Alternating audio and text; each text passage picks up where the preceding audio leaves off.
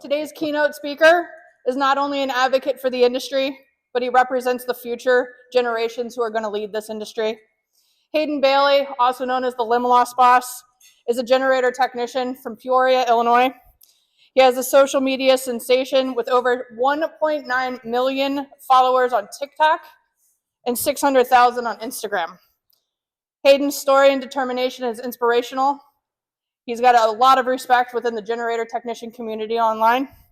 His sense of humor helps amplify his message. And without further ado, please join me in welcoming Hayden Bailey. Thank you.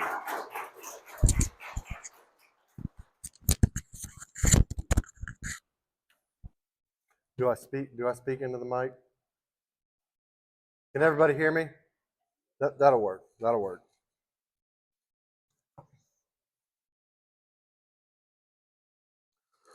So this might be the best or worst speech ever.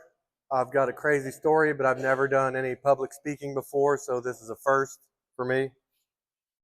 I'd like to start by pointing out the companies on the clothes I'm wearing, on my hat and my shirt, because those are very important to me.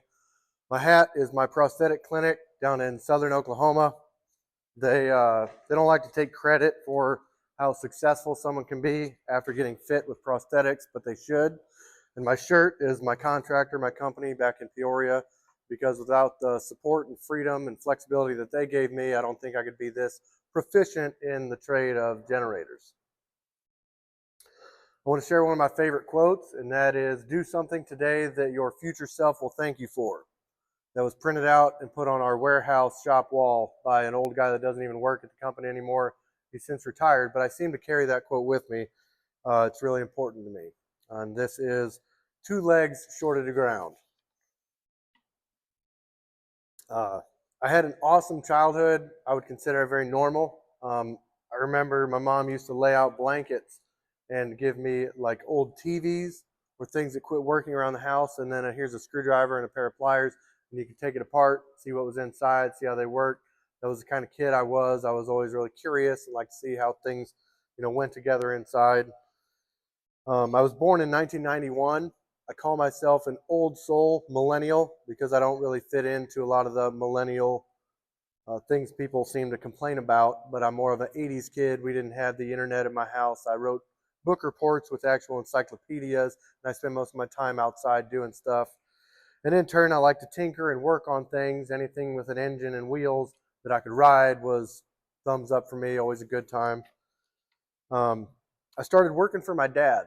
He's the one that really taught me my work ethic. I started working for him when I was probably 13 or 14. He owned his own roofing company. And I remember one day he was shorthanded. It was like the first day of summer break. And he woke me up like 5 in the morning and said, "Hey, you're coming to work with me. I need help." And he always said, "If you work like a man, I will pay you like a man." So at like 13 or 14 years old, I would go out there and I would sweat doing tear-offs, roofing, clean up, and he would pay me $10 an hour. And when you're a kid, that's a lot of money. That makes the auto trader book a little bit more special when you might actually be able to afford something. I turned 16, got a driver's license, learned how to drive, obviously. You move up in the world, you start breaking bigger toys and learning how to wrench and work on bigger things. Who can't appreciate that?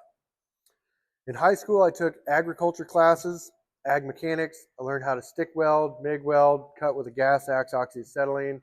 And I just loved all of that stuff with how the world works in mechanics. I got introduced to a program that was very important to the reason why I'm here, called work-based learning.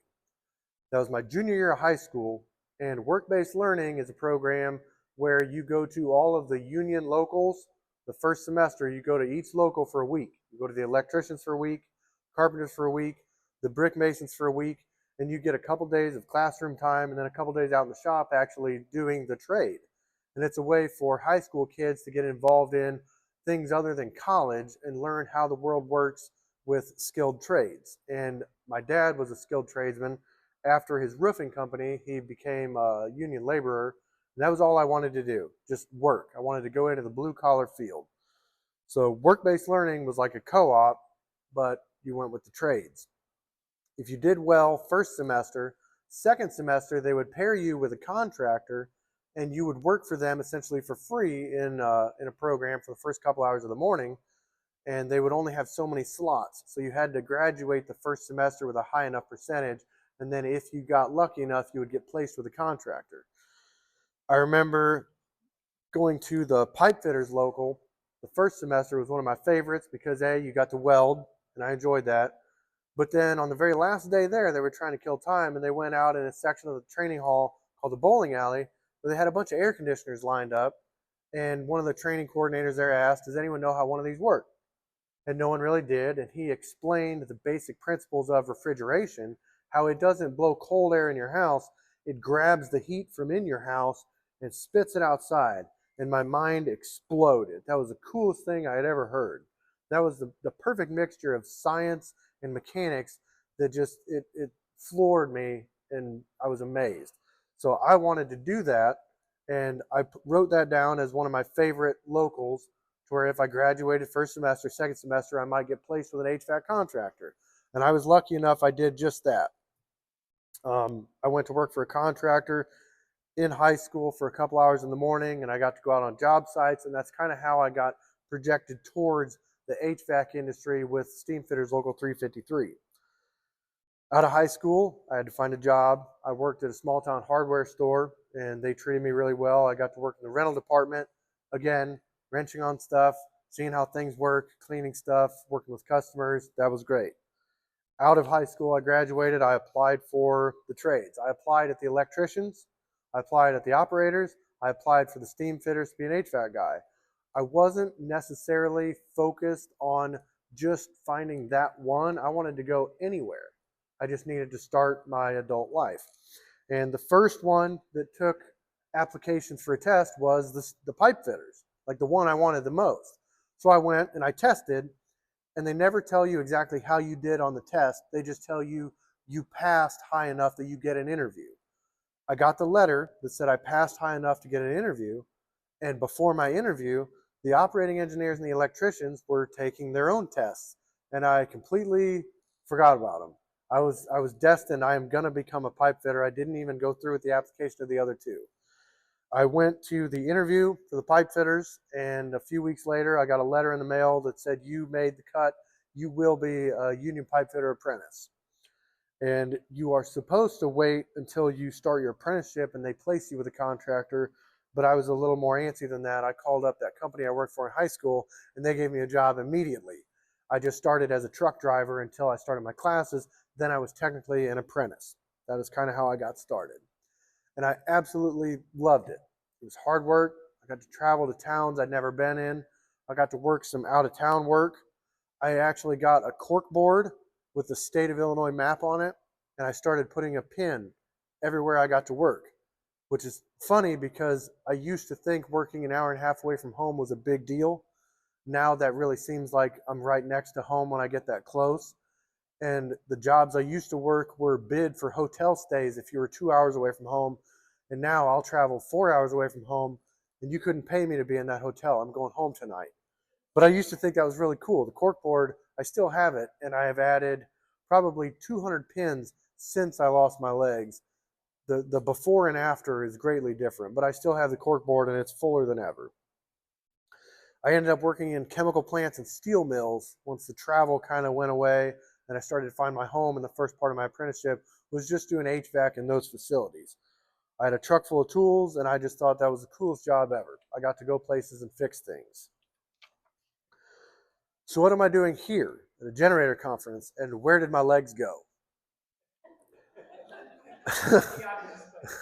Right, y'all probably want to know, like, okay, where is he getting with this? So I was a first-year apprentice, and I woke up in the hospital. I had no idea what had happened. I had driven off the road and went into a ditch, and all of the tools in my vehicle came forward and pinned me in there.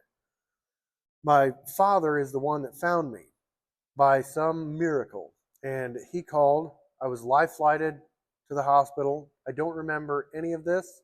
I don't remember the day before. I had internal brain bleeding on both sides, and apparently that will wipe your memory. I had liver, kidney failure. I broke my neck on vertebra C7. I broke my hip. I broke my arm. I mean, the list goes on and on. I was in an 18-day medically induced coma. my legs had died from compartment syndrome, basically being pinned in the vehicle for too long. So then when I got unpinned, they flooded my body with toxins. And by the time I got to the hospital, they had no choice but to cut one of them off and remove most of the other. And then through electrotherapy, they found out since I broke my neck, I couldn't feel what was left of the other leg, and they decided to take it as well. So by the time I woke up after an 18-day coma, both of them were gone. I was blessed from birth with a very laid back, go with the flow attitude, and the deck was stacked in my favor. That when I woke up and they said both your legs are gone, my honest first reaction was just, well, that's going to suck for a little while, but I'll figure it out. I had just bought a kayak because I like to buy cool stuff to do outdoors, and I had a zero-turn mower that was really fancy. Like, okay, so both my legs are gone. Well, worst case scenario, I'm going to mow lawns and go fishing, and that don't seem so bad. You know, that's a pretty good time, both of those things. So everybody asked me in the hospital, I remember, what are you going to do now? And like I had the mower and the kayak and everything, but that seemed like a crazy question to me that everyone just assumed since I'd lost my legs, my life was going to take a totally different direction and I was going to have to do something different. That seemed like a crazy question to me because right up into my accident, I loved my life. Everything was fantastic and I wanted nothing more than to get right back to where I was. So it seemed crazy to me that everyone kind of assumed that that wasn't going to happen. Well, by the way, they were asking me, what are you going to do now? So I kind of sought out to get right back to where I was. I went home and I started going back to my pipe fitter classes in a wheelchair without prosthetics. I eventually got some beginner early set of prosthetics that were very short and basic, right where the knee bolts on the socket. This is how tall I was, but I was out of a wheelchair. And I got to go to an event called a Bilateral Life Camp, where I met these people through the internet, but you get to go to an event where it's a bunch of people missing both legs above the knee, which is a really random, rare, group of people. But as we're all here from the industry, you can relate to people that have similar things that are going on in their lives. It's an incredible event, and that is where I kind of learned the extent of how cool it can be to get prosthetics, and life can, in fact, go back to normal 100%. So eventually I got the full-length leg, similar to what I'm wearing today, and I went back to work doing odd jobs, and I ended up going back to work at the small town hardware store where I had been in high school, wrenching on stuff, working on stuff, and just kind of getting used to normal life with bilateral above-knee prosthetics. I was still in school. It was a 5-year apprenticeship. I finished my 5-year apprenticeship. I went to the classes and everything like that, but even though I wasn't working, I had finished my apprenticeship and I got to go to the graduation ceremony where I was sitting with all the guys that I had been around, and they call your name, and my wife was there, everybody was there with their fancy dress ups, and they call your name, you go up, you shake his hand, you get your folder, you take your picture, you go back and sit down. And we all went through that, and everyone opens their folder and it says you've been a certified journeyman of Pipe Fitters Local 353, and I opened mine and it said you have 1,700 of the 8,500 work hours required to become a journeyman. So they kind of just let me graduate to be a part of it all, but I was not a journeyman. I didn't graduate. I had been through all the schooling and training, but I couldn't classify as a journeyman until I got my work hours. So I'm grateful that they allowed me to do that, and they didn't tell me that it was not going to be my certificate or diploma, or else I would have been a little bummed walking up there. It felt like I didn't belong. But it was at my graduation. I got to talk to a guy that was in my class, and he said, hey, I'm getting ready to leave my contractor, because when you're an apprentice, you can't quit.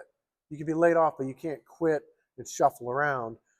But once you turn journeyman, you're allowed to. So a guy in my class said, hey, I'm getting ready to leave my contractor and go somewhere else, but I think this account would be perfect for you if you want to go back to work, which is all I wanted. See, class was really fun for me at the time because I got to see my buddies. I got to talk to them and get out of the house and do stuff, but I didn't have the on-the-job learning experience that these guys had built up over 5 years. So when I graduated, I had actually become really ignorant, where these other guys had really come full circle in being well-rounded in the field to go out and be a service technician. Well, the account this guy was talking about was the Verizon contract. And he worked for a company called Entech, and that was his main bread and butter, and he was leaving. So I didn't really know what I was doing, besides everyone said it would be a good contract for you. So I got a hold of Entech, and I went and interviewed. I showed them how I can drive with my prosthetics, and it's all completely legal and safe. I got to drive a company van and show them how all of that works. And they hired me. I still to this day feel like they took a chance hiring the legless guy, although through the interview process I showed them and told them that I was going to do whatever they asked me to do. There would still be some apprehension, as anyone could imagine, hiring a guy that is missing both of his legs. You don't really know until you see it. So I was hired to do Verizon PM work mainly. I was hired in October of 2016, and they had just inherited the Rockford market and had an entire season's worth of PM work to do by December. So I was kind of literally thrown to the wolves of, hey, go on a couple sites. This is how you do the job. Now go work 80 hours a week out of town for the next 2 months because we got to get this done, kid. Go. And I absolutely loved it. It was all I had ever wanted, was to go back to work and do a job like that, and it was fantastic. That is how I was exposed to generators, because NTAC had the weird niche of not only doing the HVAC, we had the generators too. It was mainly PMs and light service work and repairs on liquid-cooled Generac industrial machines, which when you see the same machine at every single site for years and years and years, you get good at it. Good at it by meaning you have a truck full of parts that you could change out when you find something that you think is bad. That's a good version of being good at it. When you got an account like that, it's pretty easy to become, the man.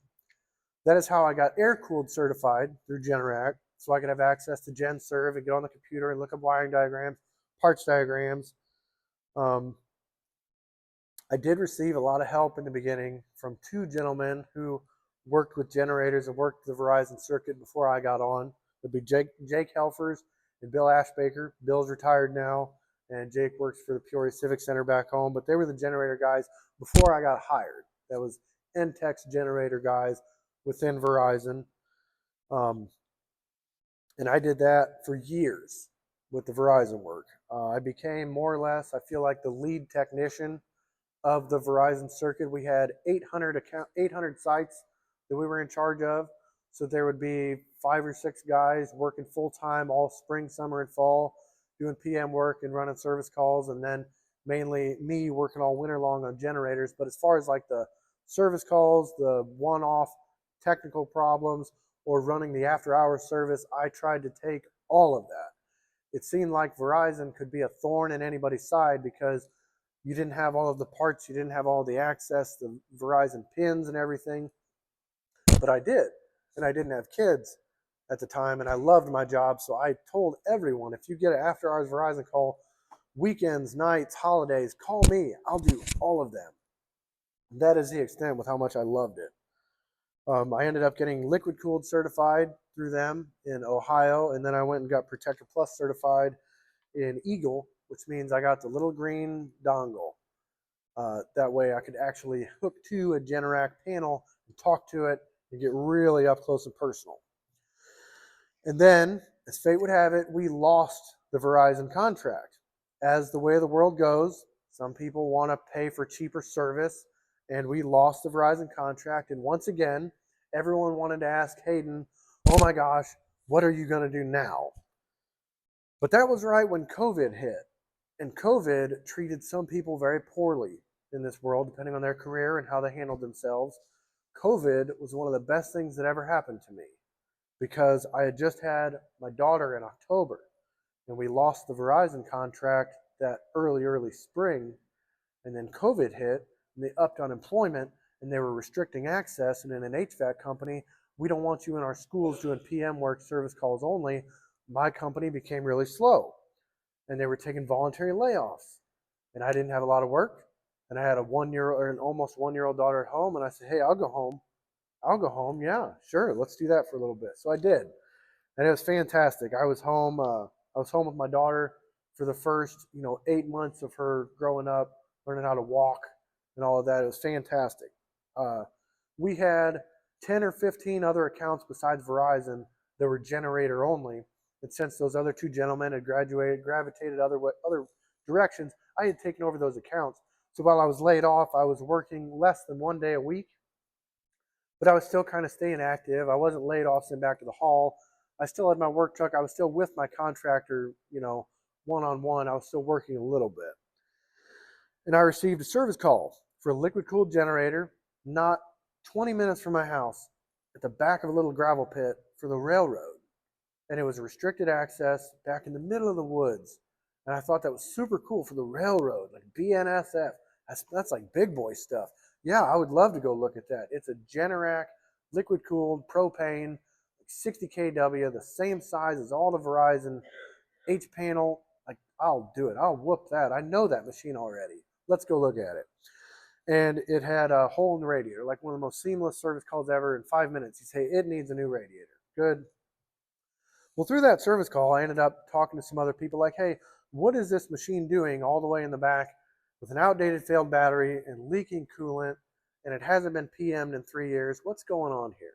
Someone should look at this thing. So I started making phone calls and asking who was in charge of that. And I got in charge of a higher up guy in Indiana. And he actually said, we're actually going to get ready to take bids for this contract to PM these units. We got a fistful of them from Chicago to outside of Galesburg. Would you like to do that? I'm like, yes, absolutely, I would. So he gave me a spreadsheet with all the units, model, and serial number. And I acted like someone in our sales division. I went home and I did all the research, and all of them were Generac liquid cooled. Like, it could not have been better. And I bid this contract with no outside influence, not knowing what any generator company would bid this for. I didn't know a single thing. I just bid it for how I would want to do it. As if I was the only guy that was ever going to do this, how would I be happy doing it? To be fair to the customer, to have enough margin on material, for travel, for a hotel stay if I needed it in Chicago, all of that. And I remember there was a conference call where there was 10 or 15 contractors for this bid. It was like conference call for questions before that. And there was a lot of guys on the conference call that seemed kind of upset and frustrated, like, well, how am I supposed to bid this without seeing these units, without knowing where the access restrictions are or anything like that? And I felt a little nervous because I didn't ask these questions. I felt ignorant. I didn't know. I had bid this contract and came up with this number based on every one of them is going to be at the back of a gravel pit in the middle of nowhere, and I'm going to have the time of my life. But at the same time, I felt confident because these guys didn't know what I knew about these units. They didn't know them like the back of their hand, and I did. But long story short, I won that contract for BNSF, and I was awarded 13 generators to PM them. And the main guy wanted them PM'd via the owner's manual, which meant no matter how often they run or exercise, change the oil twice a year.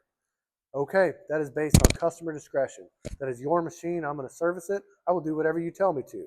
And still to this day, I service all of those generators twice a year. I just did it, right? Like last week.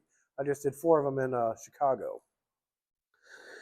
It has since grown into an entire generator division within NTEC, employing me, myself, full-time, year-round, based on word of mouth and growth within existing customers for an HVAC company where a lot of facilities have generators. We're already in the door. We're already set up and billing. You have a generator? We play with that too.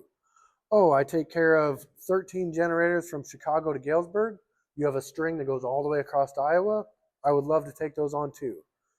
One life safety generator 20 minutes from our main shop facility leads to 22 other buildings all throughout Southern Illinois and down into St. Louis because they find a contractor that they can trust and depend on, and they find their generator guy to where they can rely on somebody. Simply through providing a good service and word of mouth, we have grown into a generator division.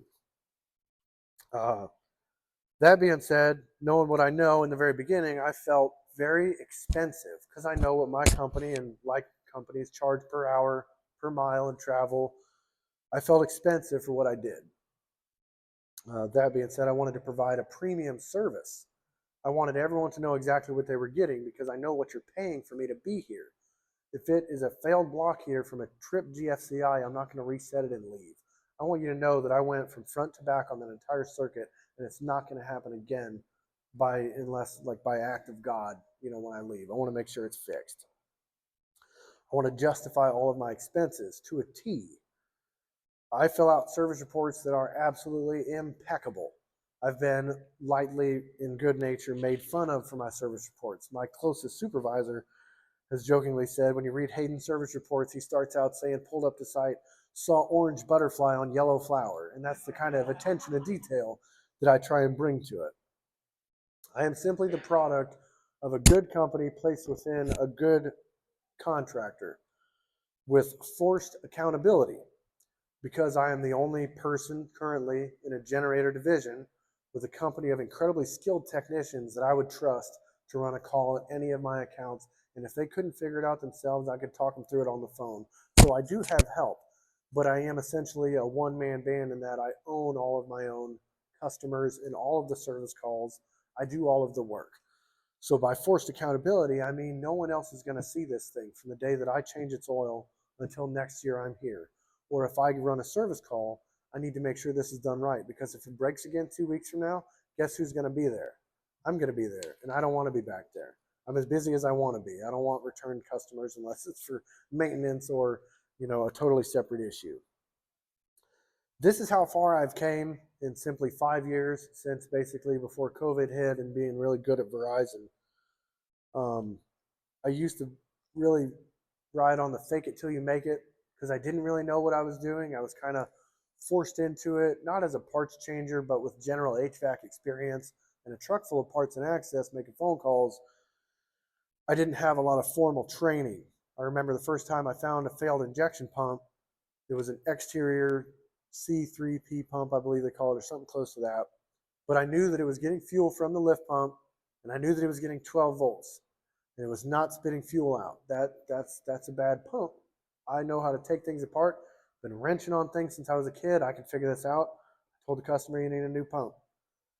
I almost dropped the keyway down in the crankcase of the motor trying to change that out. I didn't know how the press worked, but I got the pump off.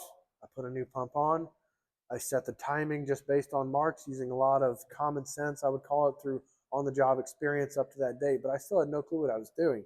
And when I hit that start button and it fired up, and I knew enough to tune it to 60 hertz, and then it sang and I transferred and it adjusted and everything was great. I couldn't have been happier on that day, just completing a task that I had never done and using my skill set up to that day.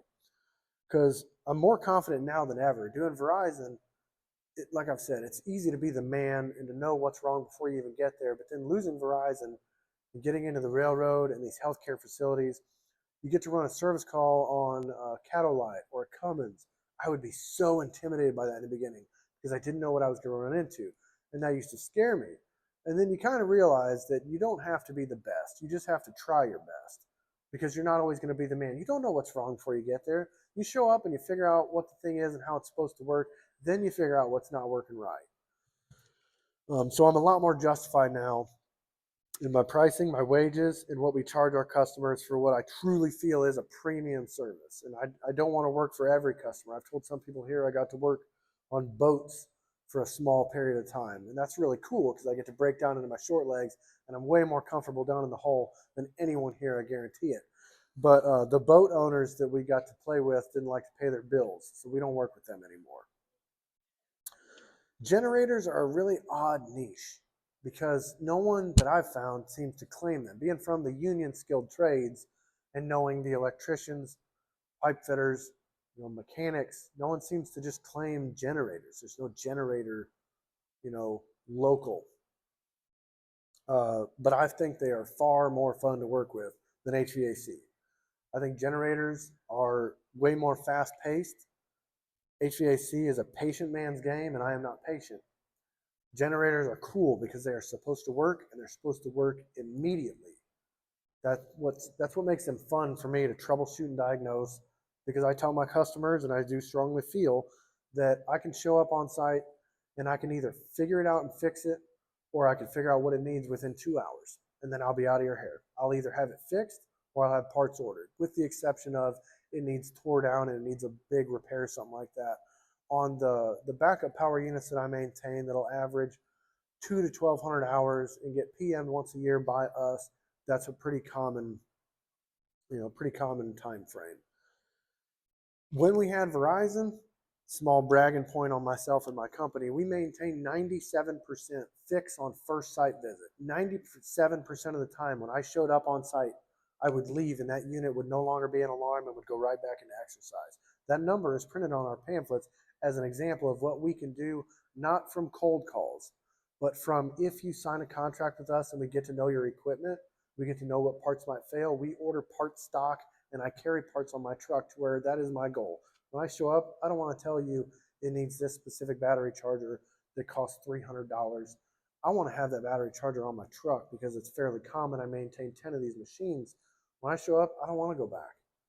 I'm not out trying to build more work. I don't like return trips.